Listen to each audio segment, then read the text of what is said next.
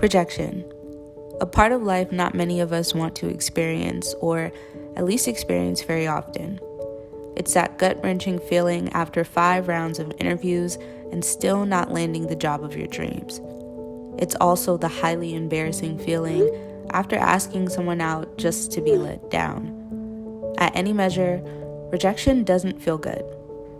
However, it can be a huge determining factor in how we choose to move throughout our lives. You've probably heard of the phrase, rejection is just redirection. And this is true for many reasons that I'll explain later in the video. But knowing what to do with your feelings after experiencing rejection is not easy. That's why I've been going inward to redefine the role rejection plays in my life. This has led to significant growth in my personal self-love and self-healing journey. But even with the inner knowing of the purpose of rejection, where do we go from here? Alright, hey guys, welcome back to another video. So I've already filmed this video.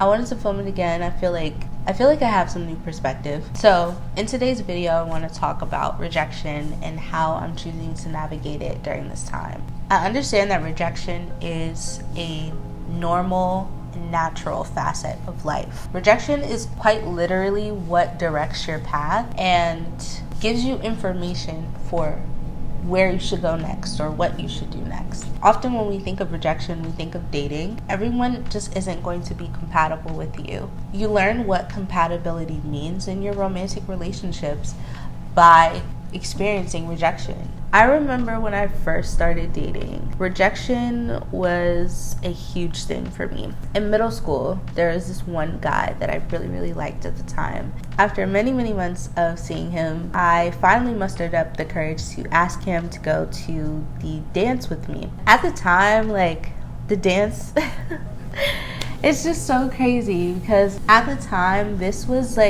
almost equivalent to prom. I don't know. I didn't feel like he was gonna ask me, and I really liked him, so I decided to ask him myself.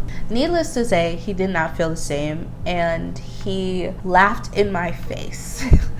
This is funny to look back on now as a full-blown adult, but at the time, I was actually really crushed. I remember running into the girls' bathroom and crying. It wasn't just a one-on-one occurrence either. There were other people in the room that kind of witnessed him laughing in my face and me running away. Thankfully, I handle rejection a lot differently now, but of course rejection is a part of dating. It's also a part of your career, other relationships that you build, other things that you pursue. At the time that you're watching this, I'm currently seeking my next opportunity. I closed a chapter at a tech job that I was doing for most of last year. In that experience itself, I faced a lot of rejection. I learned a lot about what I did want to do and what I didn't want to do, and also what I was capable of and what I wasn't. That was a really tough experience for me because I was so used to being good at so many things.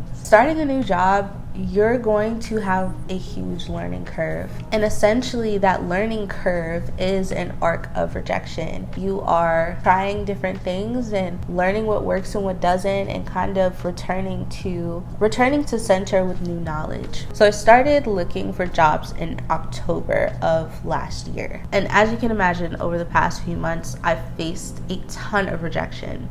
At this point, receiving rejection emails kind of just rolled off my back, and it has to. I now understand that rejection is redirection. And it might be a kind of cheesy phrase, but there's so much truth in that. So I was having a conversation with a family member, and I was explaining to her how difficult it's been navigating all of this constant rejection. And she told me that rejection only leaves the door open for better opportunities. After she said that, I immediately started thinking of all of the instances where I was compromising. Rejection can definitely push us into a state of desperation. You're getting so many no's, it just feels like, wow, I really want that one yes. The thing about that is, you're more likely to make decisions that really aren't holistically best for you. It's one thing to take a job that, you just need in the moment, and it's another to actually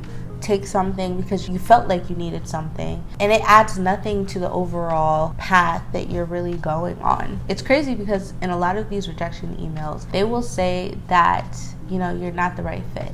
That can really be discouraging in the moment because it feels like you're not enough. But in reality, it's actually a blessing. It's actually a good thing that you're not a right fit. I want to be really intentional with my next steps in every aspect of my life.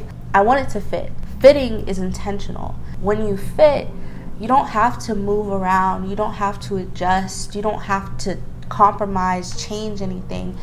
You are exactly where you need to be. And ultimately, that's where you find the most joy. These are some of the things that I'm just taking with me on my journey, navigating rejection. And I would love to hear some of the ways that you guys are navigating rejection in your own lives. When you're facing a lot of rejection in a short amount of time, it can feel really overwhelming and exhausting. So having the resources and support to be able to get through that is really, really helpful. If there's any advice or tips you can leave in the comments below, please feel free to do so. I think it would be very beneficial to our little online community. As always, thank you guys for watching this video, and I will see you in the next one.